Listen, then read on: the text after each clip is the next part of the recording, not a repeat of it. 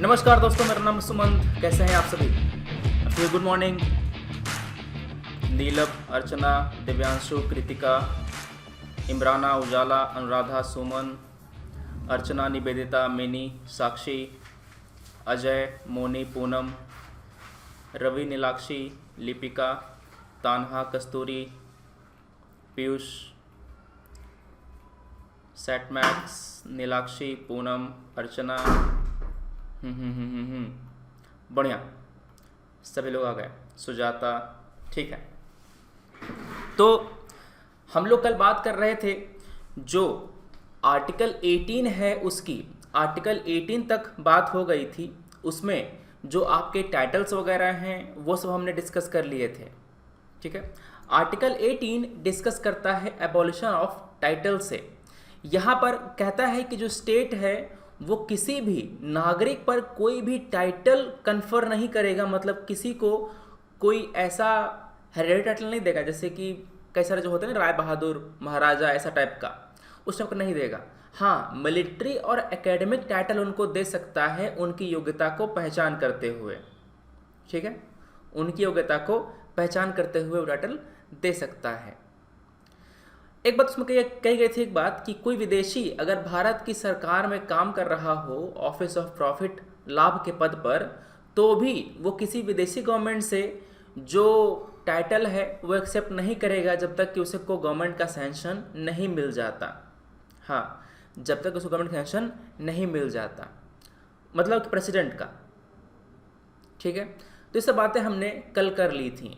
हाँ, कैसे कैसे, मतलब कि 54 में किस तरह से ये 4 कोरोनेशन बनाए गए थे, फिर किस तरह से जो 77 में जनता दल की सरकार थी उन्होंने इसको बंद कर दिया था, फिर से इंदिरा गांधी ने उसको रिवाइव कर दिया था, उसके बाद से चलता आ रहा है। ये सारी बातें हमने आपको पिछली क्लास में बताई थी, ठीक है।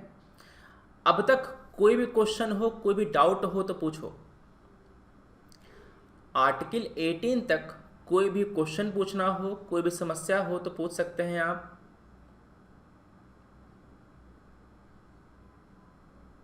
हम्म 1980, ठीक है। सब क्लियर है?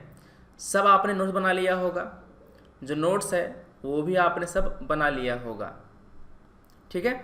चलो, तो आज बातें करनी है हम लोग को आर्टिकल 19 की। आर्टिकल 19 की हम लोग बात करेंगे यहाँ पे, जहाँ पर आपको जो राइट टू फ्रीडम है वो दिया गया है, ठीक है।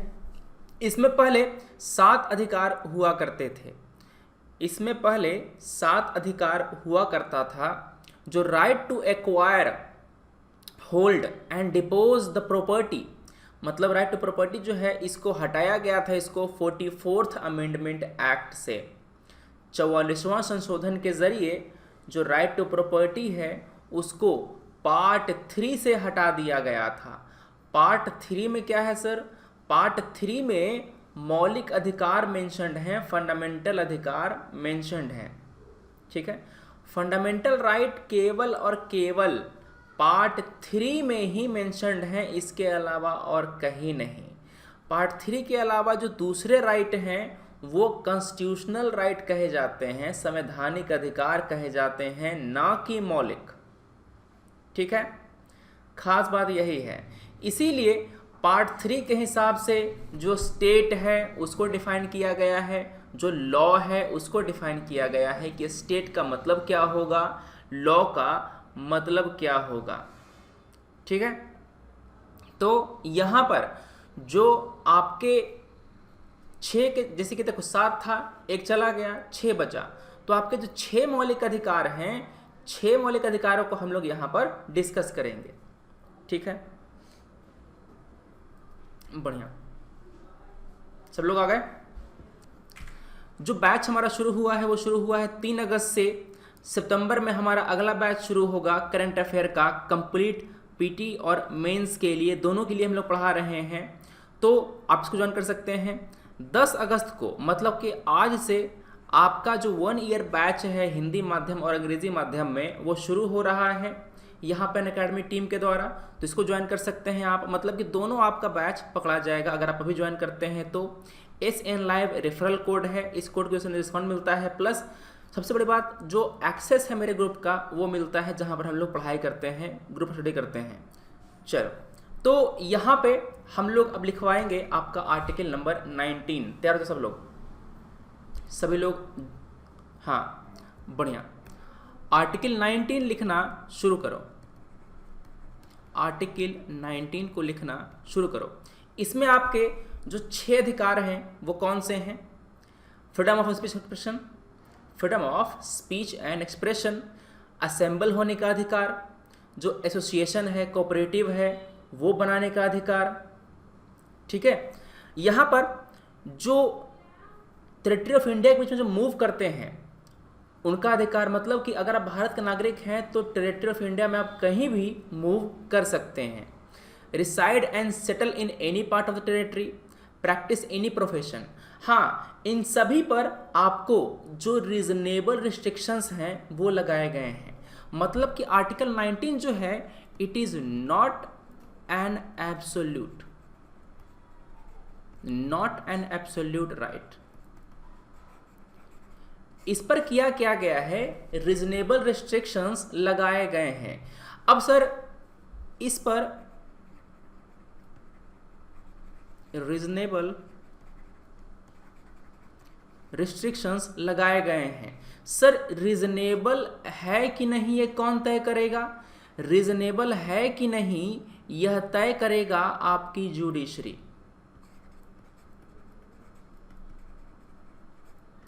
जुडिशरी तय करेगा कि रिस्ट्रिक्शंस रीजनेबल है या नहीं। कई सारे जो केसेस हैं वो हमारे सुप्रीम कोर्ट में गए हैं और उन्होंने डिसाइड किया है। ठीक है, बढ़िया। फॉर एग्जांपल, जो आपका पब्लिक इंटरेस्ट है वो भी एक रिस्ट्रिक्शन है। अब पब्लिक इंटरेस्ट क्या है ये तो काफ़ी ब्रॉड टर्म हो गया है ना। तो इसी कारण से आपके जो रिस्ट्रिक्शंस हैं वो लगाए जाते हैं, अगर वो ज़्यादा स्पेसिफाइड हो तो ज़्यादा अच्छा रहेगा। ठीक है, अब कहते हैं security of the state.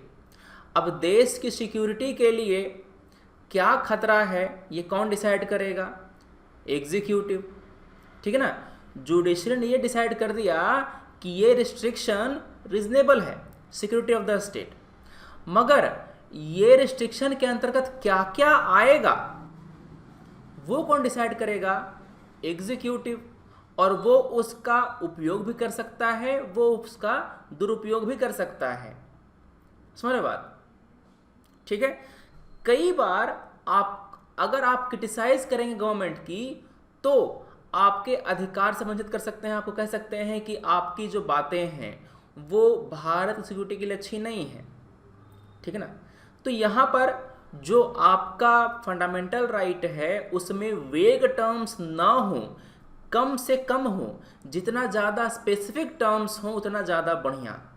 Limitation के मामले में कह रहा हूँ, लिमिटेशन के मामले में टर्म्स जितना स्पेसिफिक हो उतना बढ़िया, मगर अधिकार जितने वेग हो उतना बढ़िया। समझ गए? आप क्लेम कर सकते हैं कि हमारे पास ये अधिकार भी है, वो अधिकार भी है। जैसे कि आर्टिकल नंबर 21 को मैंने बताया था कि इतना ज़्यादा इंटरप्रेटेड किया गया है कि वो काफ़ी ब्रॉड हो गया है। उसमें राइट टू क्लीन इन्वायरमेंट तक आता है, क्योंकि एक अच्छा मीनिंगफुल जीवन जीने के लिए एक अच्छा वातावरण होना चाहिए। मतलब कि आप जा कर के सुप्रीम कोर्ट में केस फाइल कर सकते हैं कि आपके यहाँ की हवा दूषित है, आपके यहाँ पोल्यूशन ज़्यादा है और मेरे फंडामेंटल राइट को वायलेट कर रहा है। ठीक है, बढ़िया। तो ये आपका हो गया बेसिक्स आर्टिकल 19 के। लिखना शुरू करो। आर्टिकल 19 में कौन कौन से अधिकार हैं जी? आर्टिकल 19 में जो अधिकार हैं उनको बचाया गया है only against the state action and not against the individual action. मतलब कि मान लो कि आप कोई एसोसिएशन बनाना चाहते हैं, आप कोई कोऑपरेटिव सोसाइटी बनाना चाहते हैं। ध्यान सुनना, एक बात एग्जांपल दे रहा हूं आपको। मान लो कि आप एक जो एसोसिएशन है बनाना चाहते हैं, आप भारत की टेरिटरी में फ्रीली मूव करना चाहते हैं, आप अपना फंडामेंटल राइट एक्सरसाइज करना चाहते हैं, ठीक है। मगर आपके पापा ने कहा कहाँ जा रहे हो? पापा गोवा। क्यों बेटा? फंडामेंटल राइट 19 घूमना है। क्या करेंगे? आपके राइट को कर्ब कर देंगे, आपका जो फंडामेंटल राइट है उस पर लगाम लग जाएगा। क्या आप उसके बाद कोर्ट में जा सकते हैं कि बाबूजी ने मेरा फंडामेंटल राइट वायलेट कर दिया है ना? सुप्रीम कोर्ट कहेगा बेटा चुपचाप घर में बैठे रहो, वरना राइट टू प्रॉपर्टी भी चला जाएगा। समझ रहे हो? Right to reside, right to property सब चला जाएगा। तो जो कह रहे हैं उनकी बात मानो। समझ रहे हो? तो यहाँ पर ये सब बातें हैं। तो आपको जो प्रोटेक्शन मिलेगा वो केवल सरकार के खिलाफ मिलेगा, ना कि प्राइवेट इंडिविजुअल के खिलाफ, ठीक है। Protected only against state action. Clear है? Only against state action. बढ़िया। एक बात और, ये केवल नागरिकों को ही दिया गया है, only to citizen and not to foreigner, ठीक है। अवेलेबल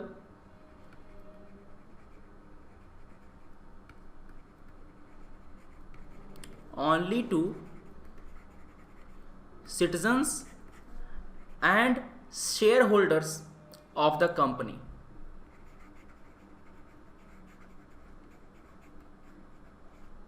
shareholders, ठीक है।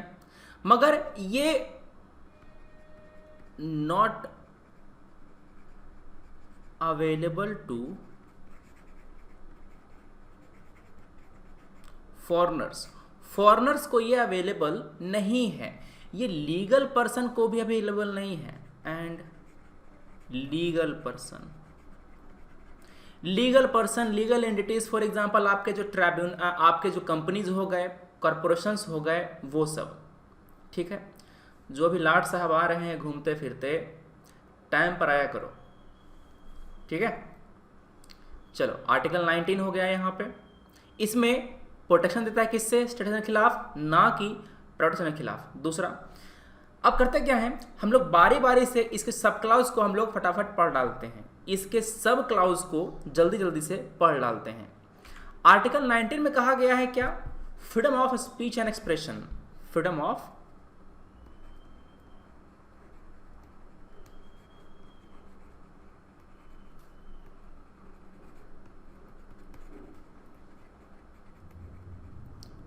Speech and expression. यहां पर ये बहुत ही सैंक्रोसैंक्ट अधिकार माना जाता है। मतलब ये कहा जाता है कि अगर हम ये अधिकार कर्ब कर देंगे, अगर ये अधिकार हम आपका लिमिट कर देंगे, तो आपका जो डेवलपमेंट है वो कंप्लीट रूप से नहीं हो पाएगा। फॉर एग्जांपल, अगर आप सिविल सर्वेंट बनते हैं, अगर आप IAS क्वालिफाई करते हैं, तो आप गवर्नमेंट के खिलाफ नहीं बोल पाएंगे, गवर्नमेंट के खिलाफ नहीं बोल पाएंगे। एक बात और, आपने देखा था कि केरला कैडर का एक IAS ऑफिसर ने रिजाइन कर दिया था जब आर्टिकल 370 एब्रोगेट किया गया था। क्यों? क्योंकि उसने कहा कि as a civil servant I can not speak against the government, ठीक है। As a civil servant I can not speak against the government, क्योंकि I represent the government, I am the government. तो यहां पर यह बात करी जाती है कि क्या सिविल सेवकों को ये अधिकार कम दिया जाता है, लिमिटेड अधिकार दिया जाता है क्या? एक और बहादुर नाम थे ना, CRPF में था, CISF में, किस में थे, जिन्होंने एक बनाया था वीडियो खाने का कि खाना खराब मिलता है कैंटीन में, है ना। तो उनका जो राइट है अपना ग्रीवियंस को पब्लिक करने का, उसको फिर कर्व किया गया। एक बात और, ये जो आपका अधिकार है ये GS2 के लिए तो है ही इंपॉर्टेंट, GS4 के लिए कैसे इंपॉर्टेंट है वो ये समझो।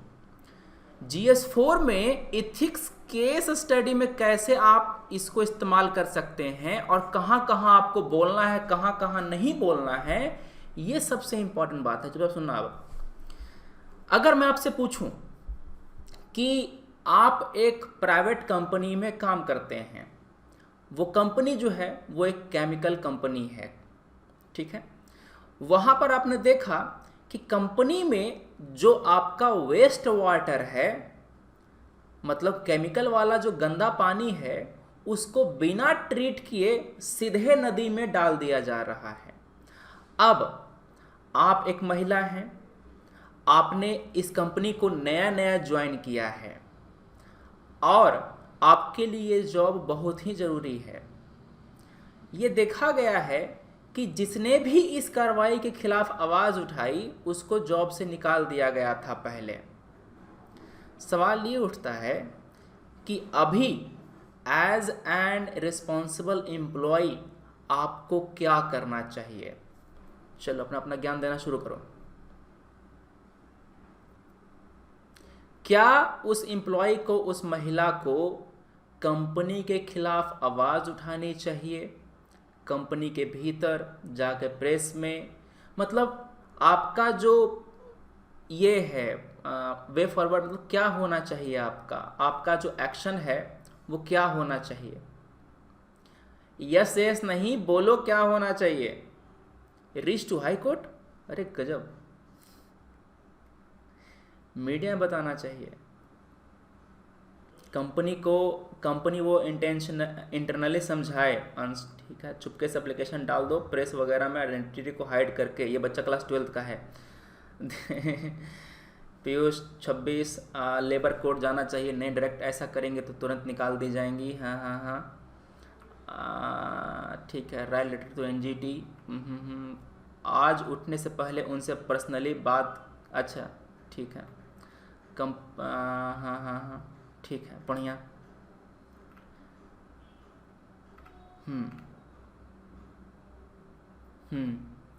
पहले बात करनी चाहिए ना, फिर समझ। बात करोगे किससे बात करोगे, यही तो केस है। तुमको पता है कि बात करेंगे तो कंपनी से निकालेगा, है कि नहीं। अगर बात करेंगे तो डिसलॉयल समझेगा, कंपनी से निकाल देगा।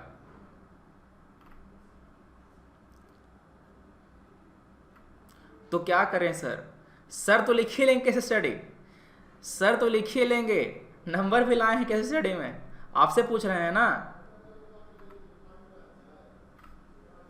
देखो, सबसे पहले आप जब केस स्टडी देखा करो तो जहां पर भी आपको बरगलाने वाली बातें हैं वो ध्यान दिया करो। ये गोल मोल बातें क्या थी? आप एक महिला हैं, दूसरा आपके लिए जॉब बहुत ज़्यादा इंपॉर्टेंट है ना। ये सभी बातें जो लिखी जाती हैं वो आपको इथिक्स के रास्ते से हटाने के लिए लिखी जाती हैं, ठीक है। बोलोगे तो जॉब से निकाल देगा, समझे बेटा। ये तीनों बातें जो लिखी जाती हैं वो आपके इथिक्स के रास्ते से डगमगाने के लिए लिखी जाती हैं, और आप में से अधिकांश जो हैं वो डगमगा जाएंगे ये तीनों बातें सुन करके। समझ गए? ठीक है। क्या आपने ये सोचा कि अगर मैं अच्छा एम्प्लॉय हूं, कंपनी के लिए अगर मैं वैल्यूएबल हूं, तो आवाज उठाने के बाद भी वो मुझे रखेंगे?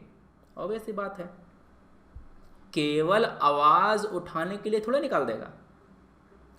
हाँ, अगर मैं कंपनी का नुकसान करता हूं, प्रेस में चला जाता हूं, तब हो सकता है कि निकाले, ठीक है ना। तो आपका जो लाइन ऑफ एक्शन है वो क्या होगा? सबसे पहली बात, प्राइवेट कंपनी हो चाहे गवर्नमेंट कंपनी हो, ध्यान से सुनो, कथा लिख लो, ठीक है। क्या कहा मैंने? अगर प्राइवेट कंपनी हो, पब्लिक कंपनी हो, चाहे सरकार ही क्यों ना हो, आप किसी भी संस्था में हो, आपको सबसे पहले इंटरनल ग्रीवेंस रिड्रेसल मैकेनिज्म को यूज करना है। क्या बोले सर, समझ में नहीं आया? इंटरनल ग्रीवेंस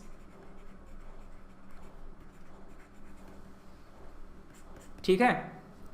मान लो कि किसी ने ऑफिस में आपका पानी का बोतल चुरा लिया, आप किसको कंप्लेन करेंगे?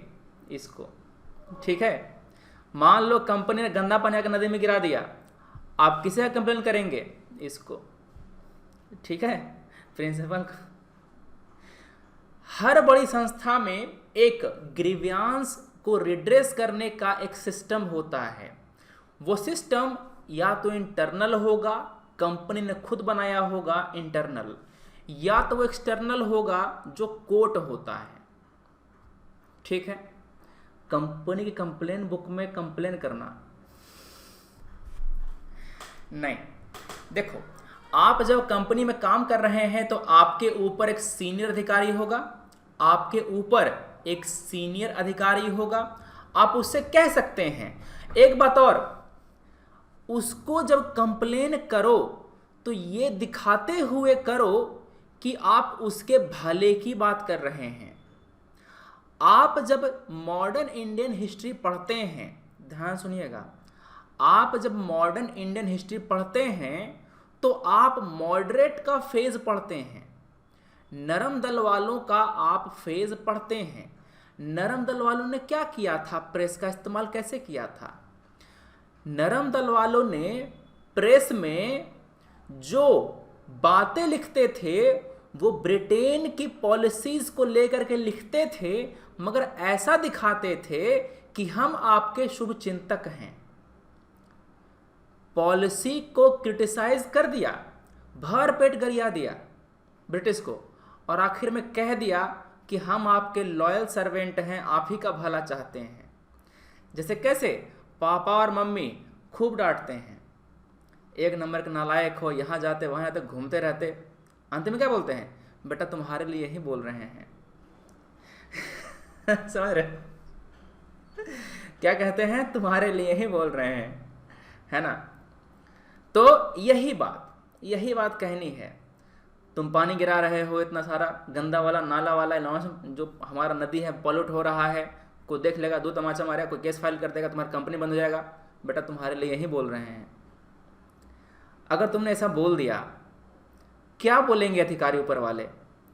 आप हमारी कंपनी के शुभचिंतक हैं, आप हमारी कंपनी के शुभचिंतक हैं, हमें तो आज तक ऐसा समझाया ही नहीं, हमें आज तक ऐसा कोई समझाया ही नहीं, आपने समझाया, you are our valuable employee. समझ गए बात? कहने का तरीका होता है, ठीक है ना? कहने का तरीका होता है। तो सबसे पहले आपका जो स्टेप 1 होगा, आप इंटरनल ग्रीवियांस रिड्रेसल सिस्टम को आप इस्तेमाल करेंगे, अपने सीनियर को बताएंगे। अगर इग्नोर करता है तो उसके सीनियर को बताएंगे, नहीं बात बनी तो मैनेजमेंट को बताएंगे। किसको बताएंगे? मैनेजमेंट को बताएंगे। और जब कन्विंस कर रहे होंगे तो उनको हम एडवांटेज डिसएडवांटेज बताएंगे। उनको हम बताएंगे कि सर आपने वाटर को बिना ट्रीट किए नदी में डाला, आपका पैसा बचा, माना कि आपका पैसा बचा, किसी दिन धरा गए तब, किसी एक्टिविस्ट ने देख लिया, धर लिया, आप पर केस लग गया, तब सारा बचा हुआ पैसा आपका निकल जाएगा। सारा बचा हुआ पैसा आपका निकल जाएगा। कंपनी की इमेज खराब होगी वो अलग, कंपनी की इमेज खराब होगी वो अलग। दूसरी बात, अगर आप वाटर को ट्रीट करके डालते हैं तो आपका भले ही रोकड़ा खर्चा हो, मगर इसको आप एडवर्टाइज कर सकते हैं सर। जिस तरह से दूसरी कंपनी एडवर्टाइज करता है कि हम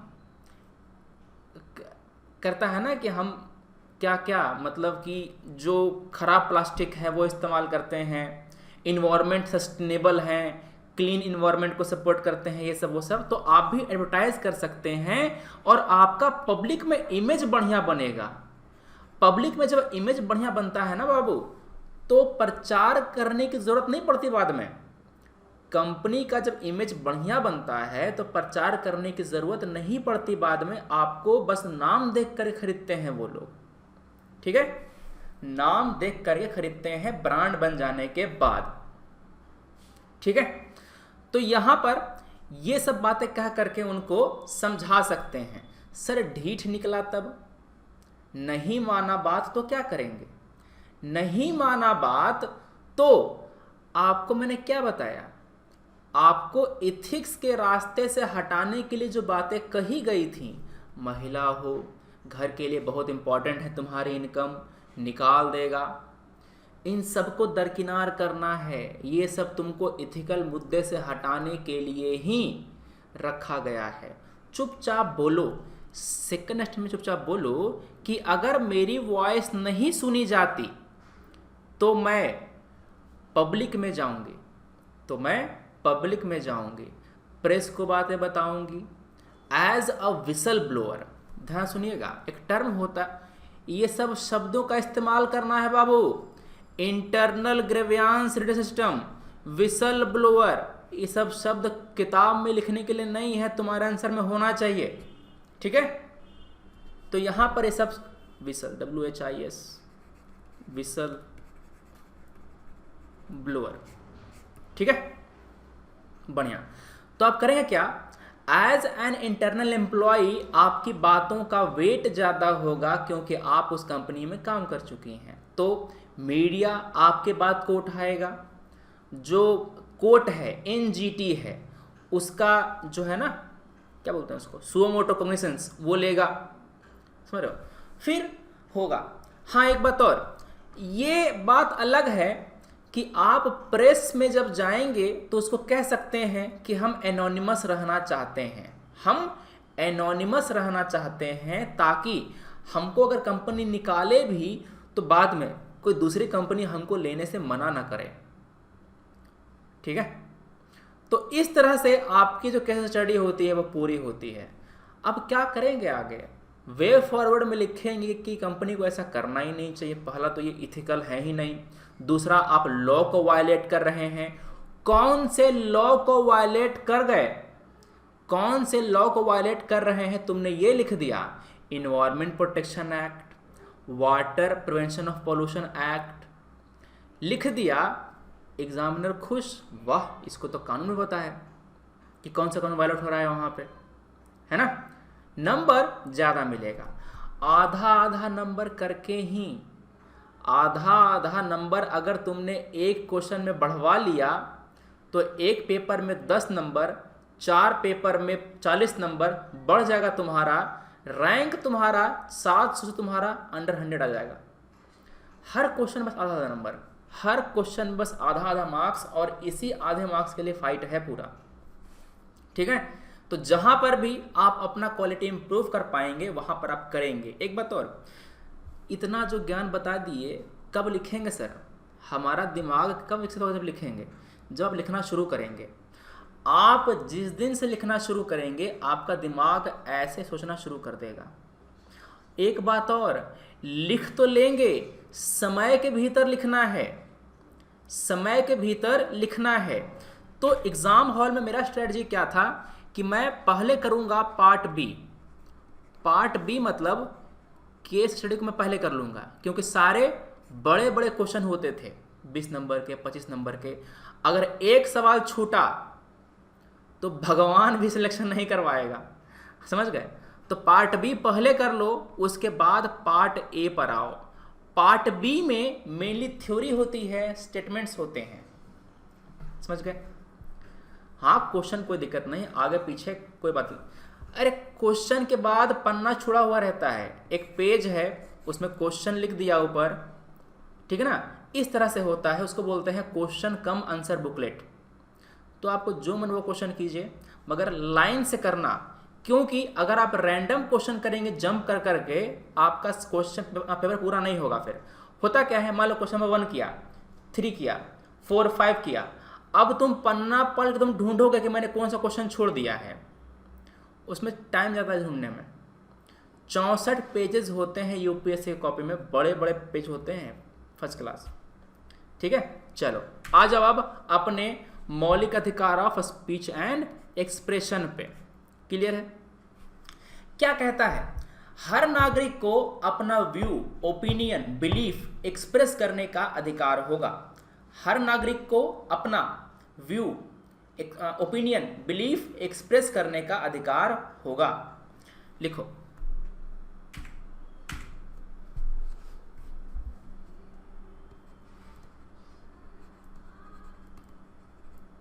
पहली बात, हर नागरिक को दिया गया है, राइट टू एक्सप्रेस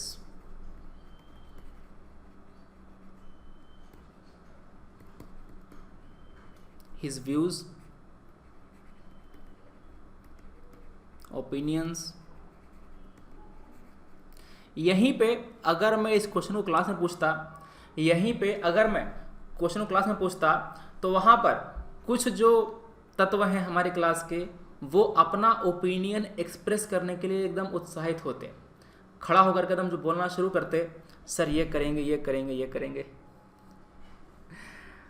एक बात और, आप क्या करेंगे वो स्ट्रक्चर्ड होना चाहिए। सबसे पहली बात, लॉजिकल होना चाहिए, मतलब कि आपका कोई भी स्टेप इलॉजिकल, अनर्गल ना हो। दूसरा, आपका हर स्टेप स्ट्रक्चर्ड हो, स्ट्रक्चर्ड हो। जैसे कि मैंने पहले क्या बताया, पहले इंटरनल सिस्टम को यूज करेंगे, उसके बाद ही एक्सटर्नल हम जाएंगे। ये स्ट्रक्चर होता है कि आपने पहले किसको प्रायोरिटी दिया। क्लियर है? बढ़िया। हाँ, अपना जो एक्सप्रेशन जो आप करेंगे व्यूज का, ओपिनियन का, बिलीफ का, bye mouth, by writing, printing, picture, किसी भी तरह से, बाय माउथ, बोल करके, लिख करके, प्रिंट करके, पिक्चर के जरिए, ठीक है, पिक्चर के जरिए नहीं। किसने पूछा? आनंद अमित, कहाँ थे बाबू, लेट आए थे क्या? देखो यहाँ पे बताया है कि ये केवल नागरिकों के लिए ही है, केवल नागरिकों के लिए ही है। या तो आप लेट आए हैं, या तो भांग का असर अभी तक गया नहीं है, ठीक है, बढ़िया। चलो ध्यान रखा कीजिए। अगला क्या? माउथ, राइटिंग, प्रिंटिंग, पिक्चर, और क्या? किसी भी, any other matter, any other matter, ठीक है। साइन लैंग्वेज भी तो होता है। अब सुप्रीम कोर्ट ने ये कहा है, सुप्रीम कोर्ट ने ये कहा है कि आपका जो राइट टू एक्सप्रेस है, इसके अंतर्गत कई सारे आपके इंपॉर्टेंट अधिकार आएंगे। Right to expression include right to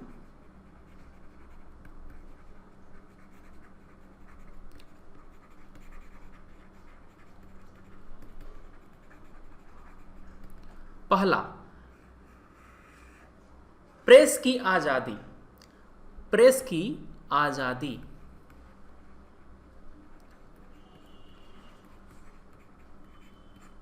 ठीक है।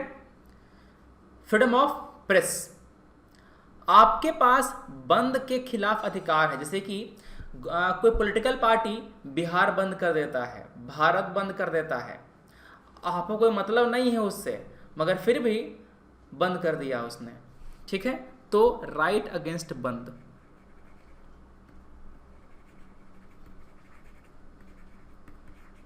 राइट अगेंस्ट बंद, ठीक है। यहां पर आपको डिमॉन्स्ट्रेट करने का अधिकार है, राइट टू डिमॉन्स्ट्रेट है, मगर माथा जलकर नाचेंगे वो नहीं है। Right to demonstration, but not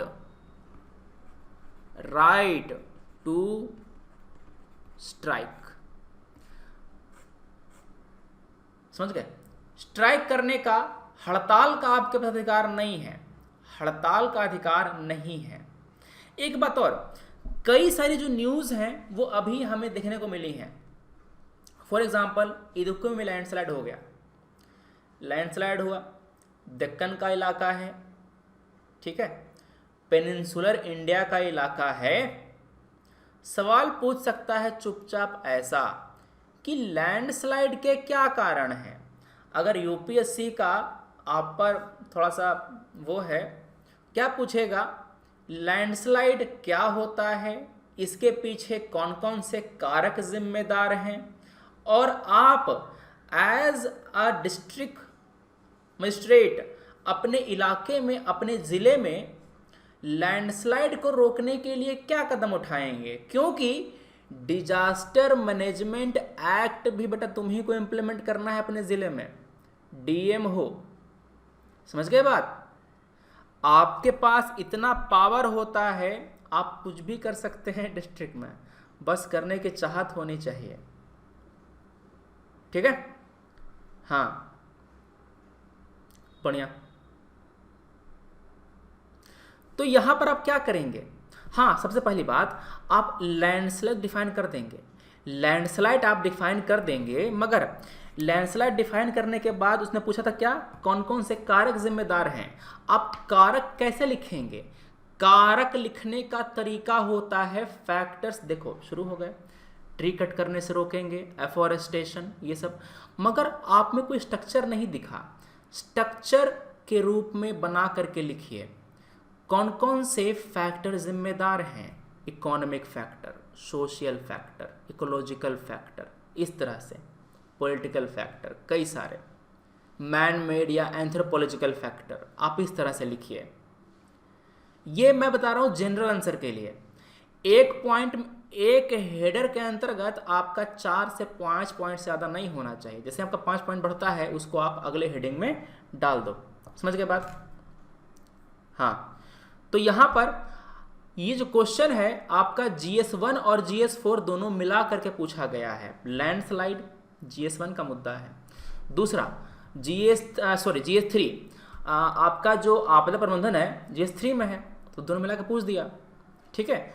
आपको ये पता होना चाहिए कि एज ए डिस्ट्रिक्ट मजिस्ट्रेट आपके कौन कौन से अधिकार हैं और क्या क्या आप कर सकते हैं। क्या आप जो फंड है वो निकाल सकते हैं क्या इसको बनाने के लिए, इसको रोकने के लिए, ठीक है ना। तो सारी बातें आप यहाँ पर कर सकते हैं, ठीक है। हो गया, बढ़िया। चलो आगे, right to demonstration but not right to strike. और क्या बाबू, जो यहाँ पर बोलने का अधिकार है तो राइट टू साइलेंस भी है,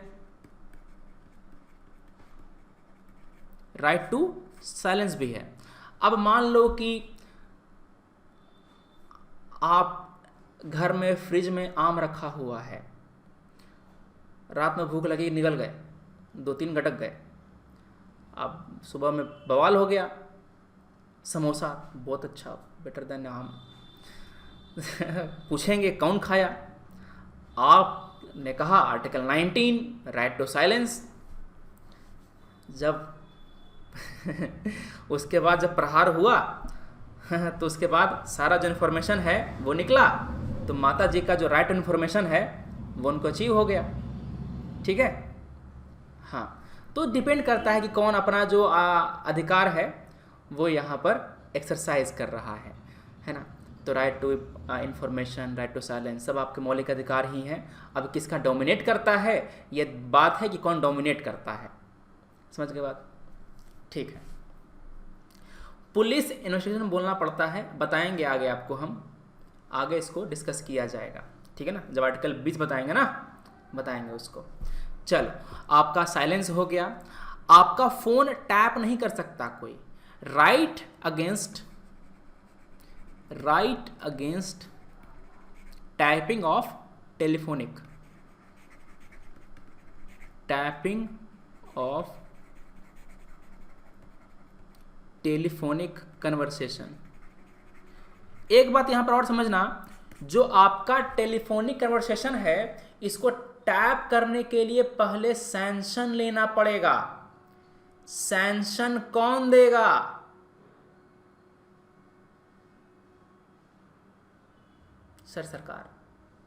सरकार में कौन देगा, सेक्रेटरी देते हैं। सेक्रेटरी देते हैं परमिशन आपको फोन को टैप करने का केस टू केस बेसिस पर, ठीक है। क्लियर है बात। यहां पर यह बात यह है कि फोन टैपिंग जो था वो अभी कुछ समय से न्यूज में था, इसीलिए आपको ये बातें बताई गई हैं कि हाँ कौन देता है अधिकार। अगर बिना परमिशन के फोन टैप कर रहे हैं तो ये इलीगल है। क्लियर है बात। ठीक है। Freedom of commercial advertisement,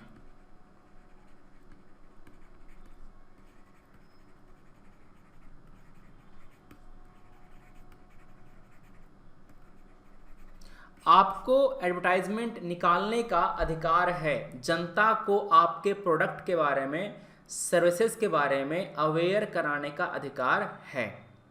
right to telecast भी है आपको, राइट टू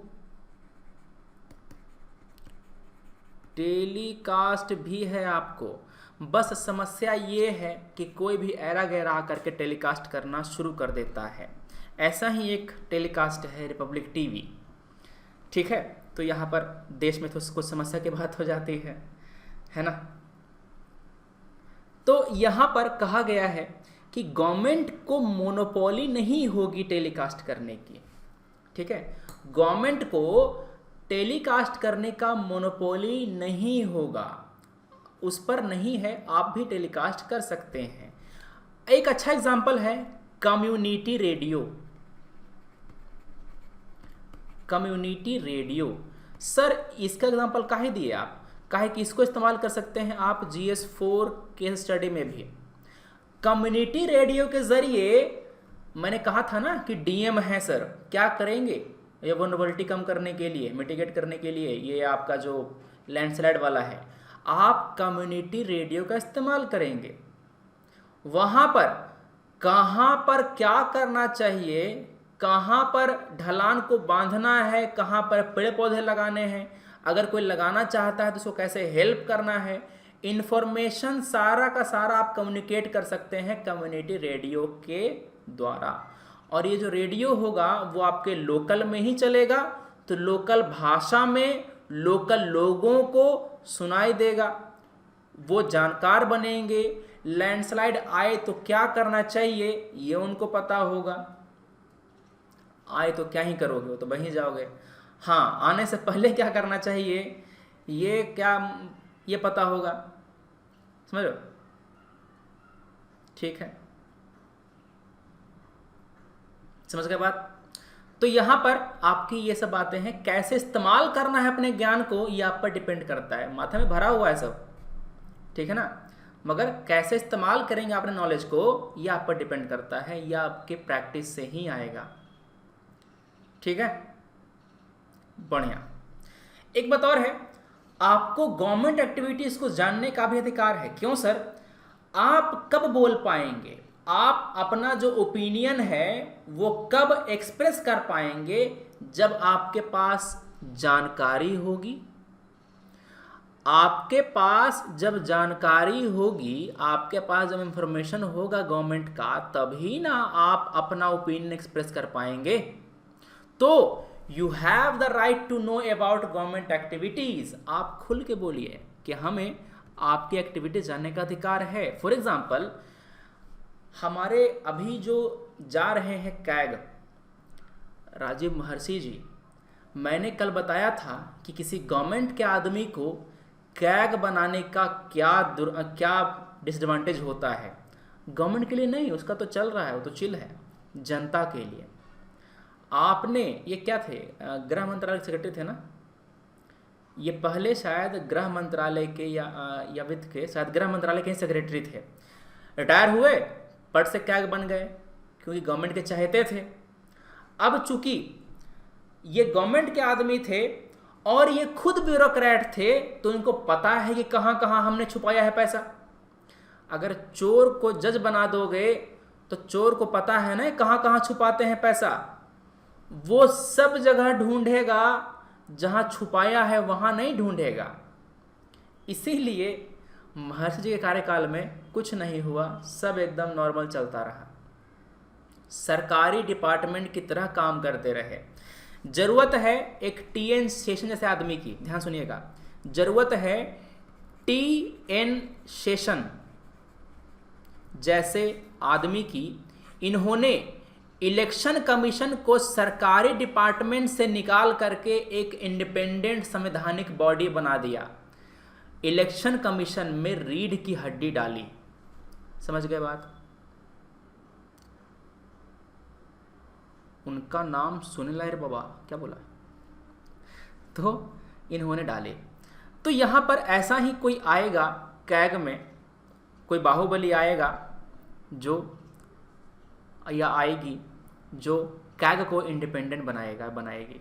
ठीक है, देखते हैं कौन आता है। ऐसे मुश्किल है आज के ज़माने में आना, क्योंकि उस समय थोड़ा सा था एथिक्स वगैरह, आज नहीं है। आज बैकबोन का बहुत ज़्यादा अभाव देखने को मिलता है। आप देखे होंगे कि जो ऑफिसर्स होते हैं नेताजी का पैर छूते हैं झुक करके स्टेज पर ये दिखता है कितना अभाव है। तो यहाँ पे ये बातें हो गई। ठीक है, तो क्या है आपके पास, राइट टू नो। एक एक पॉइंट पर जो डिस्कस कर रहा है ना इतना खींच खींच के, ये सब आपको इस्तेमाल करना है, तभी आपको इतना बता रहे हैं, वरना राइट टू ये आर्टिकल 19 में इतना समय लगना नहीं था हमको। बस 6 अधिकार बोलते चल देते, कुछ करने की जरूरत नहीं थी। यहाँ पर आप कहाँ कहाँ पर क्या क्या इस्तेमाल करेंगे ये ना जानना है, पढ़ के पंडित बनना है क्या? एग्जाम करो जाके, एग्जाम पास करो जाके शादी ब्याह करो, है कि नहीं? तब right to know about government activities.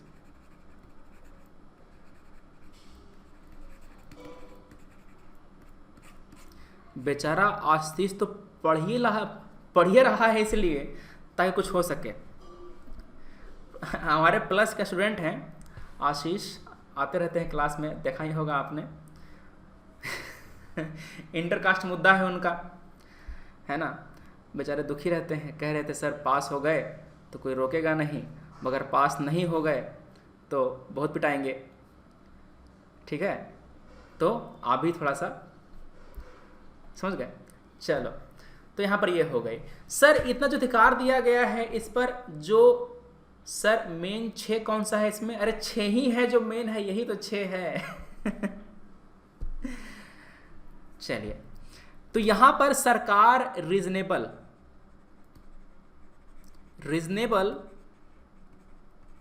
Restrictions लगा सकती है। किस किस आधार पर सर? ग्राउंड्स क्या क्या होंगे? ग्राउंड्स क्या क्या होंगे? पहला ग्राउंड होगा sovereignty and integrity.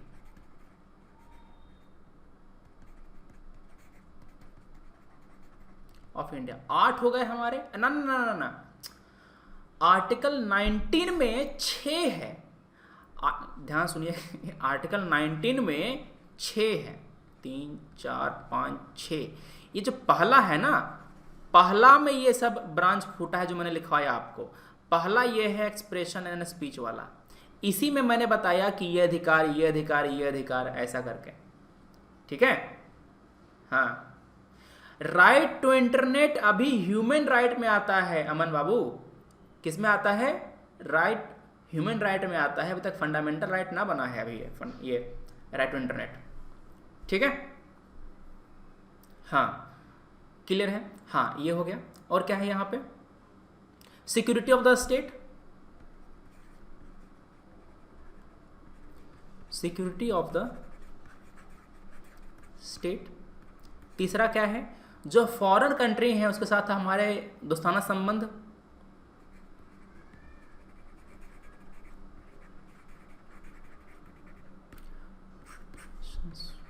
With foreign states.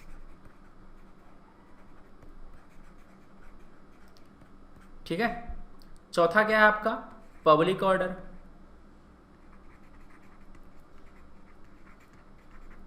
Morality,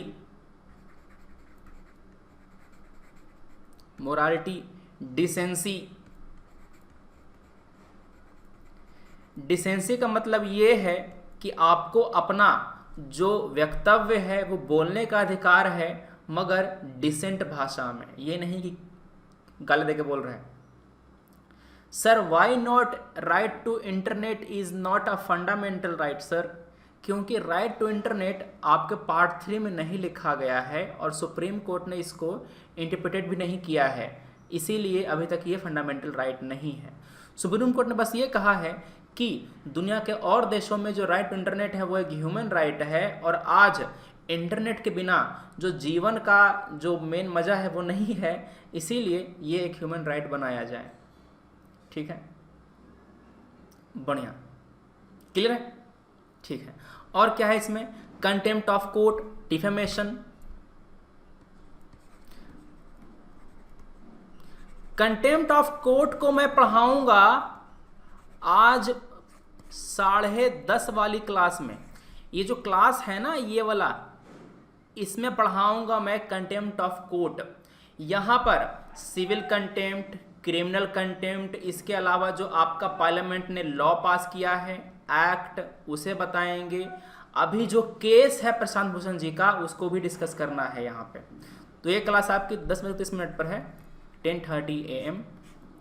contempt of court. छठा क्या है जी, डिफेमेशन, किसी को आप बदनाम नहीं कर सकते। सातवां क्या है आपका, इंसाइटमेंट टू एन ऑफेंस।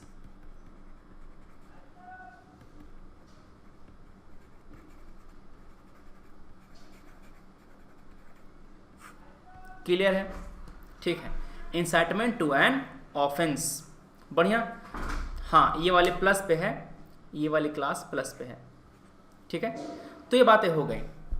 कई सारे बात इसमें और हमें डिस्कस करनी है, जैसे कि फ्रीडम ऑफ असेंबली, इसमें कम समय लगेगा। फ्रीडम ऑफ असेंबली में कम समय लगेगा, जो एसोसिएशन है इसमें कम समय लगेगा, ठीक है ना। तो मेन आपका यही वाला था, जो क्लाउज 1 है, ये बहुत ज़्यादा मेन था, क्योंकि आपका डिपेंड करता है स्पीच एक्सप्रेशन से, और इस पर काफ़ी बवाल भी हो चुका है, ठीक है ना। आपका एब्सोल्यूट राइट तो है नहीं, इसी कारण से। एक बात और, जो ये न्यूज़पेपर वगैरह है, उस पर एक चिलिंग इफेक्ट लग जाता है। मतलब जो सेडिशन वगैरह है ना, कि आपने गवर्नमेंट को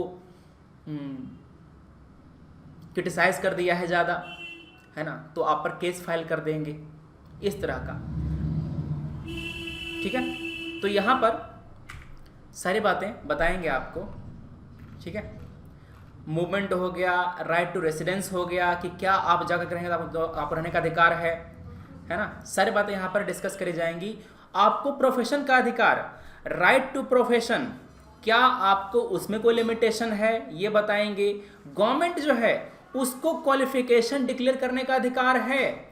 चलो, माना कि आपको डॉक्टर बनने का अधिकार है, आपको इलाज करने का अधिकार है, मगर इलाज आप ऐसे ही नहीं कर देंगे, ठीक है ना, आपके पास प्रॉपर क्वालिफिकेशन होनी चाहिए।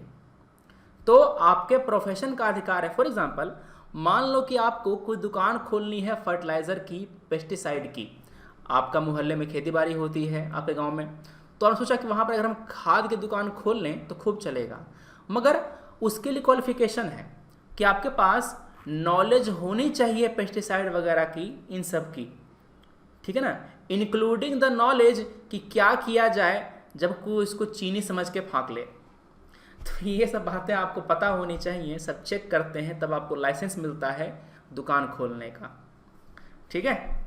क्योंकि आपको पता नहीं है, यूरिया जो है गोल गोल, देखा है साबूदाने का दाना, साबूदाना देखा है, गोल गोल होता है, एकदम वैसा, उससे भी चमकीला। अरे छोड़ो, तुमने देखी गोली होम्योपैथी वाली, होम्योपैथी वाली तुमने गोली देखी है, ठीक उसी तरह से सेम साइज दाने का वो होता है यूरिया, ठीक है। मगर अभी तो खैर नीम कोटेड आ रहा है, यूरिया पर नीम का कोट होकर के आ रहा है, ताकि इसको डाइवर्ट ना किया जाए किसी दूसरी इंडस्ट्री के खिलाफ के उसमें पेंट में दूसरी इंडस्ट्री में ना किया जाए, इसीलिए, ठीक है। ठीक, बढ़िया। और कोई दिक्कत, कोई समस्या? नहीं जी, कोई समस्या नहीं है, बढ़िया।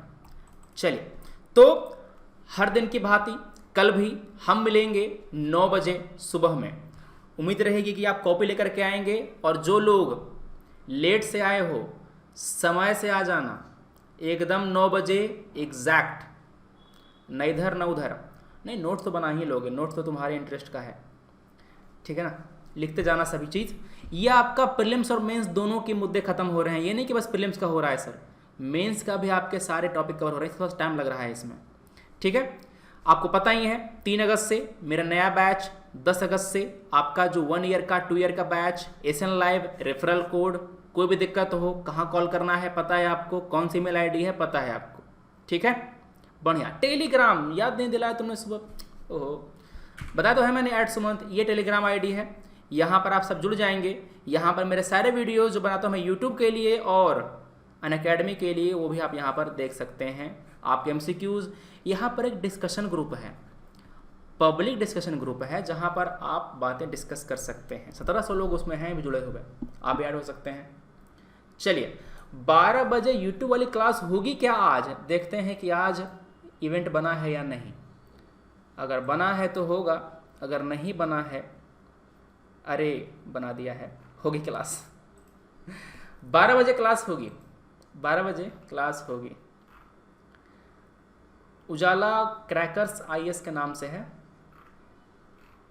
ठीक है, बढ़िया चैनल मेरा, बढ़िया। मिलते हैं, आपको टारगेट डेली का दे दिया गया है, उम्मीद है आज पूरा करेंगे उसको। और टारगेट में हम अब किताबें थोड़ा सा कम करेंगे, मॉक हम ज़्यादा करेंगे।